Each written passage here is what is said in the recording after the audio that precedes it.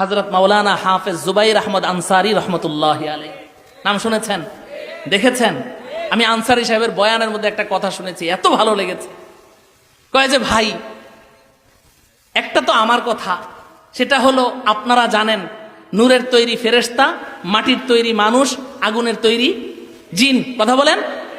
নূরের তৈরি ফেরেশতা, মাটির তৈরি, আগুনের তৈরি, এই তিন জাতির মধ্যে শ্রেষ্ঠ কে? শ্রেষ্ঠ কে? তা আমি যদি বলি আমার রসুল মাটির তৈরি মানুষ না, নূরের তৈরি ফেরেশতা, রসুলের সম্মান বাড়াইলাম না কমাইলাম? সবার বুঝে আসে, মুরব্বীদের বুঝে আসে। তা আমি সম্মান বাড়াইতে গিয়ে জাহালত আর মূর্খতার কারণে রসুলকে আশরাফুল মাখলুকাত, মানুষ থেকে বহিষ্কার ঘোষণা করলাম। সম্মান বাড়লো না কমলো? কমাইলাম। এটা হলো আমার কথা। আর আনসারী সাহেব বলেন যে ভাইরে, যদি রসুল মাটির তৈরি মানুষ হয় এই কারণে আমার মতো মানুষ হওয়া লাগবে, পার্থক্য নাই, এটা তো তোমাদের একটা মূর্খতা। কারণ মাটিতে মাটিতে তো পার্থক্য আছে, সব মাটি কি সমান? তো উনি একটা উদাহরণ দিয়েছেন, কয় যে কাবা ঘরের কোনায় একটা পাথর আছে, ওই পাথরটার নাম কি? হাজরে আসওয়াদ। বলেন না কি? কাবা ঘরের কোনায় একটা পাথর আছে না নাই? হাজরে আসওয়াদ, আসওয়াদ পাথর। রেল লাইনের মধ্যে পাথর আছে না নাই? হ্যাঁ, তো এটাও পাথর, ওইটাও কি? আচ্ছা, এই দুই পাথর সমান? কাবা ঘরের কোনায় যে পাথর আছে ওটার মধ্যে যদি আপনি চুমু দেন আপনার গুনাহ সব মাফ। সুবহানাল্লাহ বলেন। নবীজি বলেছেন পাথরটা দুধের মতো সাদা ছিল, এই বনি আদমের গুনাহ চুষতে চুষতে এটা কালো হয়ে গেছে। তাহলে কাবা ঘরের কোনায়ও পাথর, ওটা চুমা দেন আপনার গুনাহ মাফ হয়ে যাবে। আর যদি রেল লাইনের একটা পাথর তুলে চুমা দেন তাহলে কুত্তা আর বিড়ালের পেশাব মুখের ভিতর ঢুকবে। ঠিক না বে ঠিক? তাহলে পাথরে পাথরে পার্থক্য আছে না নাই? তাইলে মাটিতে মাটিতেও পার্থক্য আছে, আছে না নাই? তাহলে মাটির তৈরি মানুষ বললেই কি রসুলের সম্মান কমে যায়? কথা বুঝে আসছে তো? সবার বুঝে আসছে তো? অন্যকে দাওয়াত দিবেন তো ইনশাল্লাহ। এটা তো হইলো আনসারী সাহেবের কথা আর আমার কথা বুঝাইলাম। আল্লাহ কি বলেন? আল্লাহ রব্বুল আলামিন সূরাতুল কাহফের একেবারেই শেষ আয়াতের মধ্যে বলছেন, কুল ইন্নামা আনা বাশারুম মিথলুকুম। আমাদের নবীজিকে বলছেন, কারণ আল্লাহ জানেন যে এই কোরআন নাজেল হওয়ার 1400 বছর পরে কিছু আশেকে রসুলের আবির্ভাব হবে, আর ওরা আমার রসুলকে এই মানুষ আশরাফুল মাখলুকাত থেকে বহিষ্কার ঘোষণা করবে। এই কথা কোরআন নাজেলের সময় আল্লাহ পাক জানতেন কি জানতেন না? এটা সমাধান দেওয়া ছাড়াই কি কোরআন নাজেল করেছেন?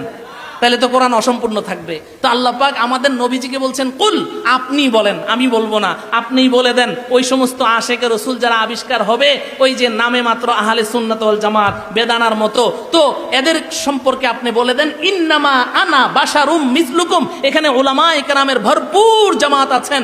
ইন্নামা শব্দটা বাক্যের শুরুতে কেন ব্যবহার করা হয় এটার ব্যাখ্যা আপনারা বুঝবেন না। অর্থাৎ একজন বক্তা, একজন কথক, তার কথার ব্যাপারে যদি 100% কনফিডেন্স থাকে যে এই কথার ব্যতিক্রম আর হতেই পারে না, তখন আরবরা শুরুতে ইন্নামা শব্দ ব্যবহার করে। এটাকে হারফে হাসর বলা হয়। এই জন্য উর্দুতে, ফার্সিতে তর্জমা করা হয় জুজই নিস্তকে, এটা ছাড়া আর কিছুই না। ইন্নামা শব্দের অর্থ এটা ছাড়া আর কিছুই না। ইন্নামা আনা বাশারুম মিসলুকুম, এই দুনিয়ার মানুষ, আমি মুহাম্মদ ইবনে আব্দুল্লাহ, আমিও তোমাদের মতো মাটির তৈরি একজন মানুষ। এরপরেও কি কোনো সন্দেহ আছে? আচ্ছা, আমার তো সময় শেষ হয়ে গেল, নামাজের সময় হয়ে যাচ্ছে। এটা হলো বাড়াবাড়ি। এদেরকে চিনতে পেরেছেন তো?